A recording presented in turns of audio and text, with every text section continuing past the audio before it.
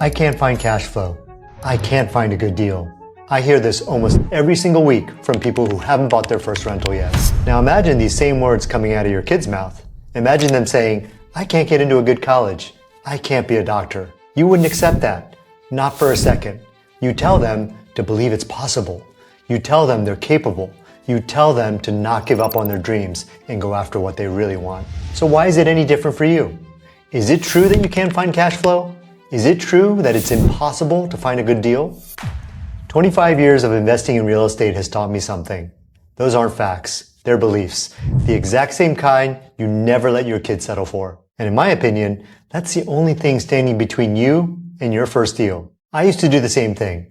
I used to say things like, we can't take a month off and go on that trip. We can't afford that. We can't buy a 100-unit property. And I said it constantly. And here's the thing about saying something over and over. It becomes the thing you say without even thinking about it. But at some point, I realized how toxic this habit was, how paralyzing it was, how it was stopping me from making progress. So one day, I decided to break the cycle. I consciously stopped myself from saying it. But old habits don't just go away that easily. It takes effort, a lot of it. And there's one more thing you need to make a habit go away. You need leverage. You need a reason to change.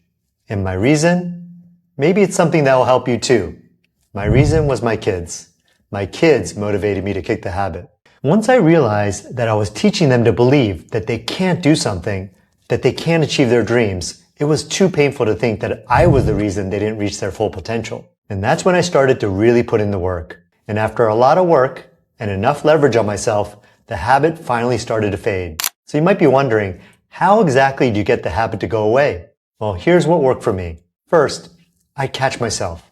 The second I heard myself saying, I can't, I caught it. From there, I trained myself to change it. I can't became, how can I? Second, I banned that word completely from our household.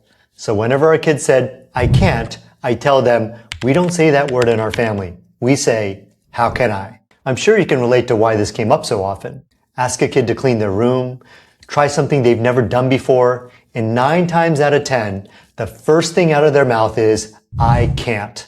Now, it's very different from what I used to say. Probably different from what most of us say too. Most of us hear, I can't, and go straight to a pep talk. Yes, you can. You can do it.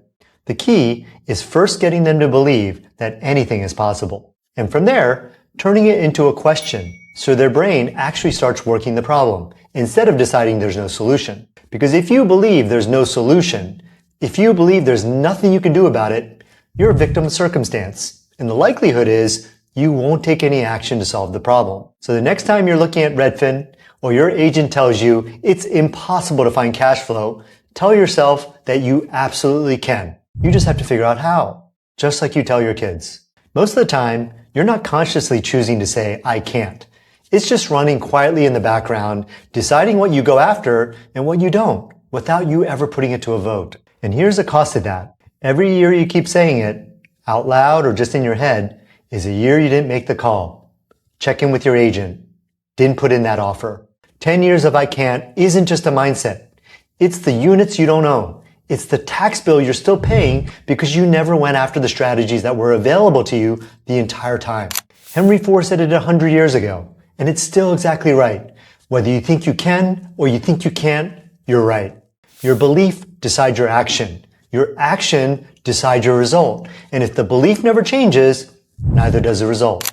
So the real question isn't whether you can find cash flow or a good contractor or a good deal.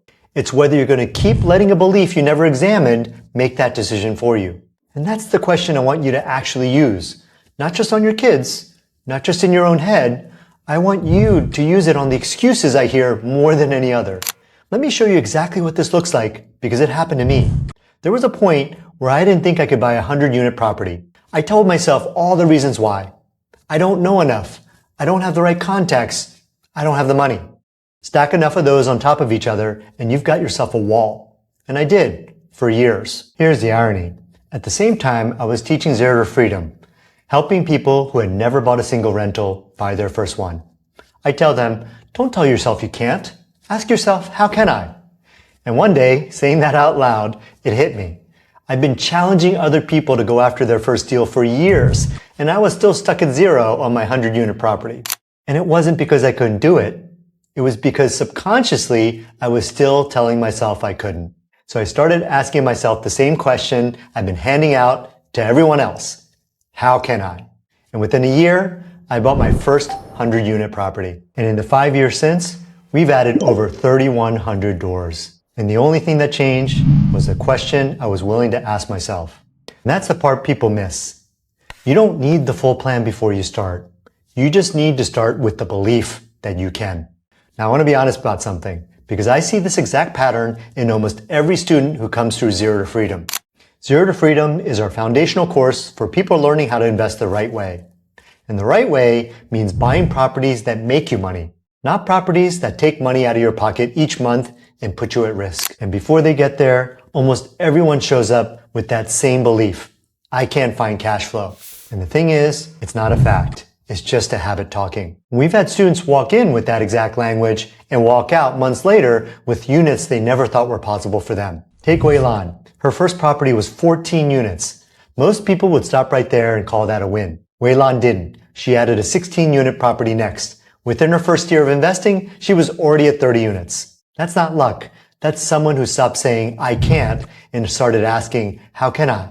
And then kept asking it deal after deal. We believe 80% of success in this business comes down to psychology, not the deal, not the market, the habit you walk into the deal with. And look, this isn't just about real estate. This is the whole way you go after anything you want. Remember what Henry Ford said. It applies here more than anywhere else. So here's the piece I keep coming back to.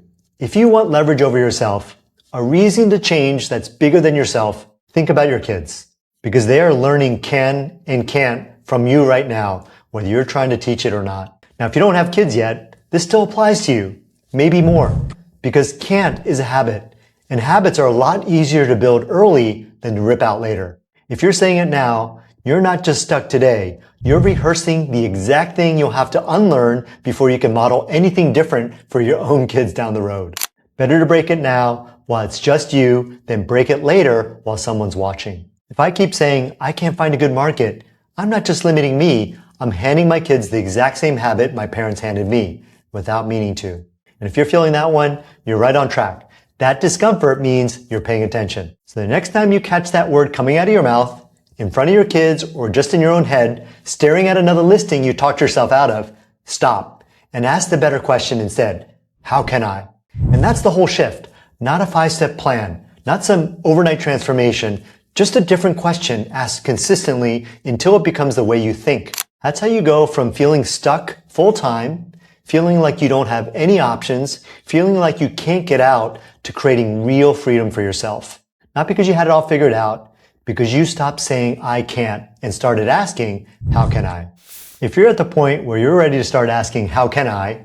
That's exactly why we built Zero to Freedom. It's the active path.